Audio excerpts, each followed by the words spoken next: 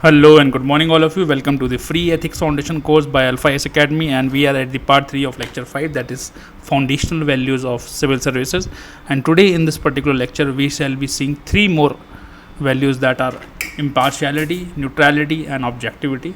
इन सब की डेफिनेशन देखेंगे और कैसे हम इनको इंकलकेट कर सकते हैं अपने अंदर, कैसे इंश्योर कर सकते हैं, उनके कुछ एग्जांपल्स देखेंगे. इनफैक्ट मैं आपको बताऊं, ये तीनों ही आपस में बहुत रिलेटेड हैं. ऐसा नहीं, मैंने आपको पहले भी हम आपको बोलते हुए आ रहे हैं कि कोई भी वैल्यू जो है सिलोज या कंपार्टमेंट में आप नहीं देख सकते, उसको आइसोलेशन में ही नहीं देख सकते. आप उसको हर चीज़ से जोड़ के रखिए, क्योंकि वो आपकी पर्सनैलिटी का पार्ट है. एक ही बॉडी में आपकी सारी वैल्यूज़ हैं, तो ऑफकोर्स सी बात है, एक ही ब्रेन में या एक ही बॉडी में जब वो सारी वैल्यूज़ हैं तो वो कनेक्टेड होंगी. तो ऑब्जेक्टिविटी, इम्पार्शियलिटी और न्यूट्रलिटी, ये तीनों भी आपस में कनेक्टेड हैं. बहुत ज़्यादा इनमें ओवरलैपिंग है और बट बहुत माइनर डिफरेंस हैं, और ये एक दूसरे को कॉम्प्लीमेंट करती हैं. ठीक है, जैसे मान लिया अगर कोई व्यक्ति ऑब्जेक्टिव है तो ये माना जाएगा कि वो न्यूट्रल भी है, या कोई व्यक्ति न्यूट्रल है तो माना जाएगा कि वो ऑब्जेक्टिव भी होगा, क्योंकि ऑब्जेक्टिविटी का जो फाउंडेशन है वो न्यूट्रलिटी से स्टार्ट है. क्योंकि जब आप ऑब्जेक्टिवली डिसीजन लोगे मतलब आपको न्यूट्रल होना ही पड़ेगा. खैर, स्टार्ट करते हैं डेफिनेशंस से. तो इम्पार्शियलिटी का मतलब क्या होता है कि बीइंग फेयर या नॉन डिस्क्रिमिनेटरी. आपको जो है किसी भी बेसिस पे, that is caste, religion, sex, gender, किसी भी चीज़ पे, किसी भी बैकग्राउंड पे सिटीजन्स को डिस्क्रिमिनेट नहीं करना है. क्योंकि मान लिया कुछ स्कीम को छोड़ के जो पर्टिकुलर ग्रुप्स के आती हैं, जो स्कीम्स आती हैं वो सभी व्यक्तियों के लिए आती हैं और आपको उसको समान रूप से इम्प्लीमेंट करना है. You have to implement it equally and you have to follow the principle of equity, कि वो सब तक समान रूप से, सही रूप से पहुँचे.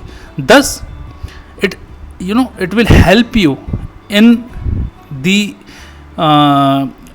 इम्पार्शियलिटी, जो आपको मदद करेगी जो सेवाएं हैं या जो आपका काम है उसको अच्छी तरीके से करने के लिए और सेवाओं को मूलभूत रूप से लोगों तक पहुंचाने के लिए. तो impartiality is a very important, what would I say, value for this civil servants, है ना. आपको इम्पार्शियल रहना है कि कोई पार्टी कोई भी हो पावर में, आपको उससे इन्फ्लुएंस नहीं होना है, क्योंकि पार्टी तो 5 साल में रहेगी, है ना. कुछ ब्यूरोक्रेट्स होते हैं तो अब लगता है उन्हें कि हमारी पार्टी आ गई, तो वो अपने आप को ऐसा पेंट करना शुरू कर देते हैं. तो आपको ऐसा नहीं करना है. होता है, ऐसा होता रहेगा, होता आया है और होता रहेगा. लेकिन देखो यार, आपको वो काम करना है जो सही है. अगर आप सही काम नहीं करेंगे तो फिर क्या फ़ायदा उसका, अगर आप किसी लालच में या में पड़े रहेंगे. ठीक है, मतलब आपके देखो ये भी एक बड़ी सब्जेक्टिव चीज़ है. अगर आपके अनएक्सेप्शनल वर्क के लिए आपको दिया जा रहा है कोई पॉलिटिकल पोस्ट या आपको मंत्री बनाया जा रहा है क्योंकि वहाँ पे एक्सपर्टीज़ की ज़रूरत है, तो वो भी शायद कुछ हद तक ठीक है. लेकिन आपको तो अपने, वो सरकार का काम है, सरकार आपको दे तो ठीक है, लेकिन आपका काम नहीं है. आप ये नहीं आपको ये सोच के काम नहीं करना है कि यार अगर मैं ये काम कर दूंगा तो मुझे मंत्री पद मिल जाएगा, या मैं कहीं का गवर्नर बन जाऊंगा, या यार मेरे को एक्सटेंशन मिल जाएगा. आपको जो है अपना काम बहुत ही इम्पार्शियल तरीके से करना है. आपको अपना काम करना है, बाकी और चीज़ों के बारे में नहीं सोचना है. इनफैक्ट जो इम्पार्शियलिटी है या नॉन पार्टीशनशिप है, ये सेम ही वर्ड है, मतलब इनमें 99.99% की सिमिलैरिटी है. ठीक है, और इनको जो है आपस में आप इंटरचेंजेबली भी यूज़ कर सकते हो. ठीक है.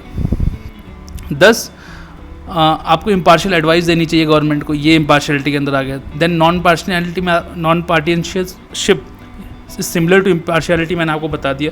It has a special connotation that indicates a political behaviour of civil servant, non prejudice behaviour. आपके अंदर कोई प्रेजुडाइज नहीं है पहले से, आप किसी भी के अंदर कोई बायस नहीं है पहले से, आप फ्री हो, you are free from all biases, like a जज should be biases free from all bias. तो ऐसे सिविल सर्वेंट्स को भी किसी भी प्रकार के प्रेजुडाइज से फ्री होना चाहिए. उसका जो बिहेवियर होना चाहिए वो ए पॉलिटिकल होना चाहिए. ए पॉलिटिकल मतलब वो किसी भी राजनीतिक दल या राजनीतिक आइडियोलॉजी के प्रति उसका झुकाव नहीं होना चाहिए. 10 civil servants should not indulge in politics although they understand politics, and in fact they understand politics very well, and they should understand politics very well. नहीं तो आपको सिस्टम में कब घुमा दिया जाएगा आपको पता भी नहीं चलेगा. Now what is the significance. देखो सिग्निफिकेंस क्या है इम्पार्शियलिटी की. आप अगर किसी पर्टिकुलर आइडियोलॉजी या पर्टिकुलर पॉलिटिकल पार्टी की तरफ झुकाव हो गया तो वो तो 5 साल के लिए रहनी है, 10 साल के लिए नहीं. एक समय सीमा है उसकी. आपको तो लंबे समय तक जॉब करनी है. जब वो एक समय के बाद जब वो पार्टी आउट ऑफ पावर हो जाएगी तब आपको कहीं और ही भेज देंगे, है ना. तो ऐसा नहीं है, आपको अपना काम करना है और अपना काम आपको सही तरीके से करना है, क्योंकि main role of the bureaucracy is to transform policy into action. ये करना है आपको, आपका काम ही यही है। आप गवर्नमेंट के एक तरीके से मार्केटर हो, ठीक है, गवर्नमेंट पॉलिसी बनाएगी, आपका काम, आप यहाँ पे हो, आप ब्यूरोक्रेट हो, आपका काम है इसको एक्शन में चेंज करना, इसको ज़मीन पर उतारना। और ये आप तभी कर पाओगे जब आप फेयर और इक्वल मैनर से काम करोगे। अगर आपके मन में प्रेजुडाइज होगा तो वो लोगों को पता लग जाएगा, लोगों का भरोसा आपसे उठ जाएगा, और जब लोगों का भरोसा आपसे उठेगा तो आपको काम करने में बहुत ज़्यादा मुश्किल होगी।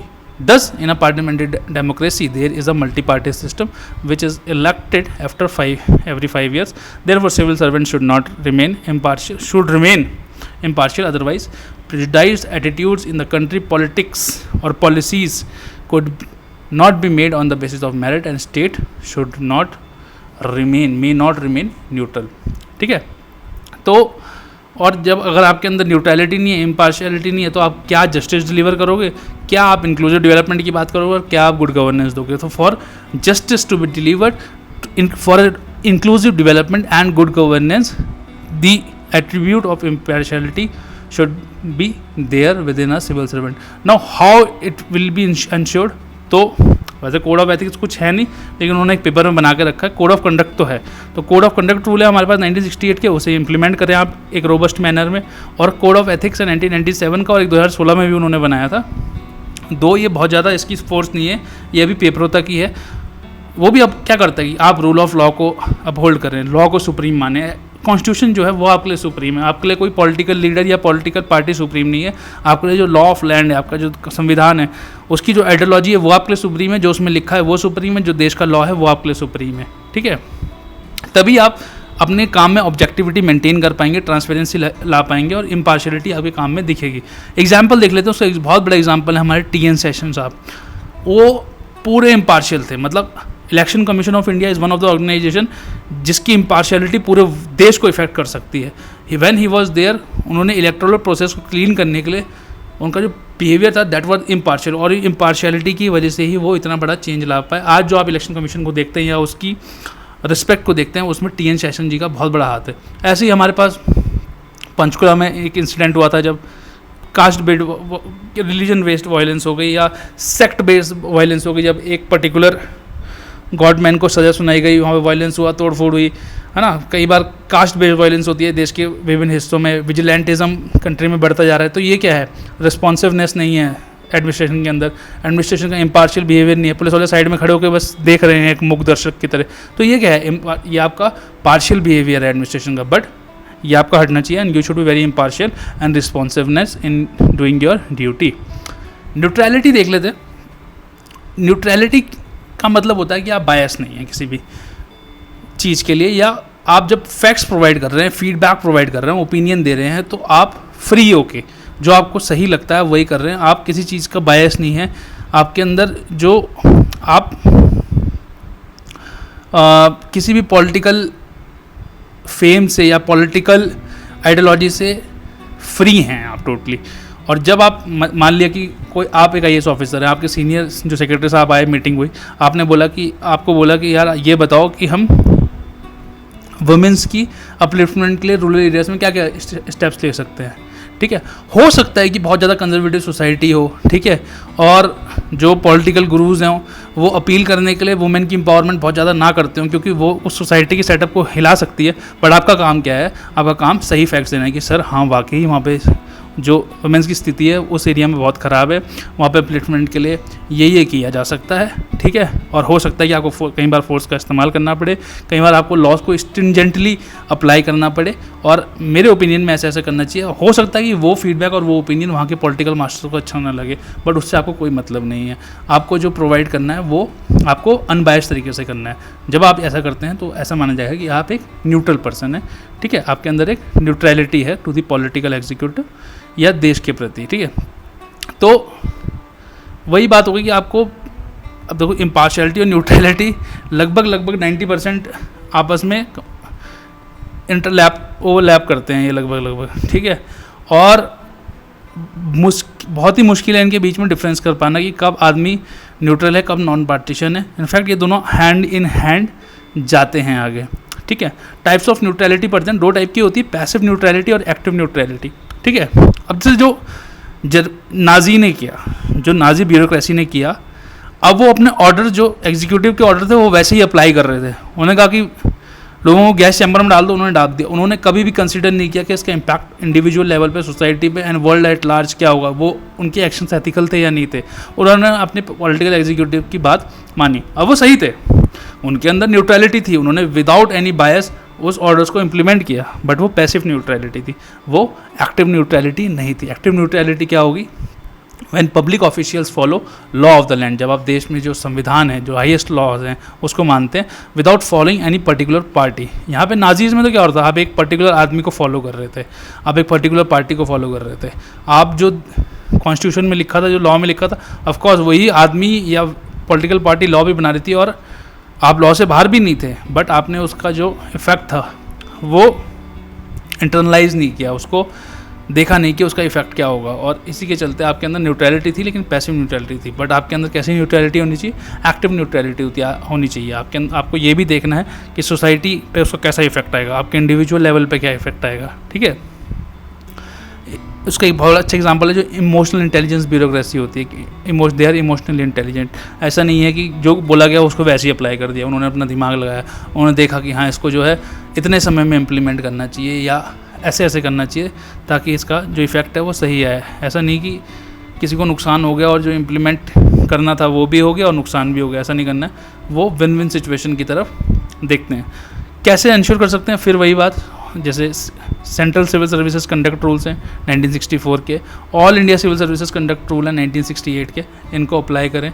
ये भी यही कहते हैं कि public servants must not take part in politics, they must not give election first assistance to any political party. वो वोट कर सकते हैं लेकिन आपको बताना नहीं है कि मैंने इस व्यक्ति या इस पॉलिटिकल पार्टी को वोट किया है। उन्हें जो है किसी भी इलेक्शन सिंबल को डिस्प्ले नहीं करना चाहिए अपनी गाड़ी पे, अपने कपड़ों पे, अपने घर में। आपने तो लगा किसी पॉलिटिकल पार्टी का झंडा लगा रखा है डीएम हाउस के ऊपर, तो क्या है वो, आप न्यूट्रल नहीं हैं, आप इम्पार्शियल नहीं हैं, आपका झुकाव है उस पॉलिटिकल पार्टी की तरफ, ठीक है। दे must not participate in rallies and demonstration without government permission, ठीक है। और इनफैक्ट जो प्रमोशन होता है या इंसेंटिव होता है सर्विसेज का, वो इसी चीज़ पर डिपेंड भी होना चाहिए, ठीक है। और उसको एक इंडिपेंडेंट बॉडी को देखना चाहिए कि हाँ भैया ये सिविल सर्वेंट न्यूट्रल है, इसकी ये परफॉर्मेंस रही है, ठीक है। And on that basis he she or they should be promoted in or not, ठीक है। तो उनका जो प्रमोशन है, उनका जो ट्रांसफ़र है, वो उसी के बेस पे होना चाहिए, ठीक है। नो उसके बहुत अच्छे एग्जांपल्स हैं, जैसे नॉन अलाइंड मूवमेंट के टाइम पे इंडिया भी उस ब्लॉक का एक पार्ट था जिसने बोला कि ठीक है हम ना यूएस के साथ हैं ना सोवियत यूनियन के साथ हैं, हम लोग इंडिपेंडेंट रहेंगे। तो वहाँ क्या था, वो एक हमने the attribute of neutrality follow किया। न्यूट्रलिटी का एक हमने एग्जाम्पल दिया कि हाँ भाई हम न्यूट्रल हैं, ना हम यूएस के साथ हैं, हम ना सोवियत यूनियन के साथ हैं, आप लोगों को लड़ना है आप लड़ते रहो, हम लोग जो अपना काम कर देंगे। एक मनोज नाथ थे, one of the longest service IPS officers थे, 40 ईयर्स की सर्विस में उन्हें 39 ईयर की सर्विस में उन्हें 40 टाइम्स ट्रांसफ़र किया गया, ठीक है। 3 बार ऐसे हुआ कि उनको जो है उनके जूनियर्स ने सुपरसीड किया, बट वो उन्होंने कभी भी हार नहीं मानी। क्योंकि यार जब आप ऊपर कब जाते हो, जब आप पॉलिटिकल एग्जीक्यूटिव को प्लीज़ करते हो, जब आप उनको प्लीज़ करते हो तभी आप ऊपर पहुंच पाते हो। क्योंकि की पोजीशन जो है वो पॉलिटिकल लोग ही डिसाइड करते हैं और पॉलिटिकल झुकाव आपका जब तक नहीं होगा तब तक आपको उन पोस्ट पे नहीं दिया जाएगा। बट ठीक है, ना दो, हमें कोई लोभ नहीं, हमें कोई डर नहीं, हमें अपना काम करना है, ठीक है। तो that is how Manoj Nath set em an example. आज आप पढ़ रहे हो उनके बारे में, ठीक है। बहुत सारे लोग रहे हैं उन्होंने की पोजीशन हेल्ड की होंगे लेकिन उनके बारे में नहीं पढ़ोगे, आप एथिक्स में तो नहीं पढ़ोगे, ठीक है। तो ऐसे लोगों के बारे में पढ़ना भी चाहिए और उन्हें याद भी रखा जाना चाहिए। देन ऑब्जेक्टिविटी देखो यार, ऑब्जेक्टिविटी तो बिगेस्ट एट्रीब्यूट है मतलब, और वो न्यूट्रलिटी पे ही बेस्ड है भाई। ऑब्जेक्टिविटी का देखो लेमन टर्म्स में मतलब ये है कि आप तथ्यों के आधार पे आप क्या फील करते हैं, आपका क्या इमोशन है, आपकी क्या भावनाएं हैं, आप क्या सोचते हैं, आप उस पर डिसीजन नहीं लेंगे। ऑब्जेक्टिविटी का मतलब होता है जो फैक्ट्स हैं या जो लीगैलिटी आपके सामने उस पे बेस्ड रैशनैलिटी पे आप डिसीजन लेंगे। आप क्या सोचते हैं, आप उससे कोई मतलब नहीं है, आपको रैशनैलिटी पे जो आपके सामने तथ्य हैं, फैक्ट्स हैं, मेरिट हैं, उस पे आप डिसीजन लेंगे। आप अपने पर्सनल उससे गाइड नहीं होंगे।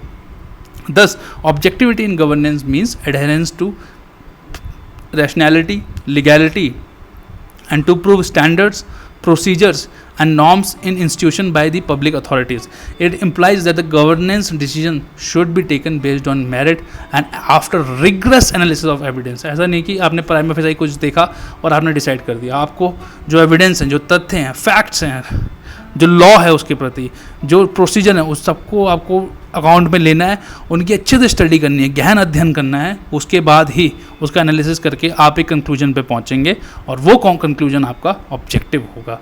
देन आपको माना जाएगा कि आप ऑब्जेक्टिविटी आपके अंदर है. सिग्निफिकेंस क्या है? ये आपकी एफिशिएंसी और मेरिट को प्रमोट करेगा, which are essential for impartiality and sense of justice. ठीक है. Of course it inculcates a scientific temper on you, क्योंकि आप रैशनैलिटी भी ले रहे हो, है ना.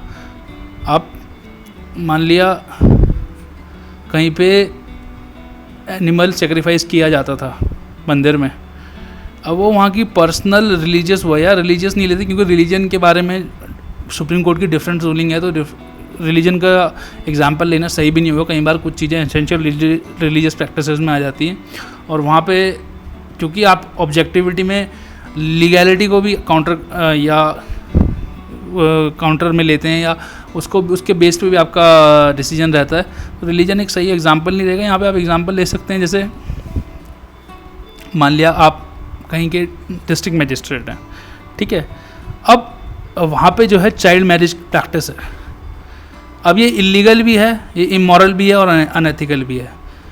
वहाँ के लोग आपके खिलाफ हैं कि अगर आए भैया तो आपको मार देंगे, लेकिन आपको क्या करना है, आपको एक बच्चे की चाइल्ड मैरिज है, उसकी आपको सूचना मिली, आपको वो मैरिज ला के रुकवानी है. That is your decision, that is a objective decision you should take.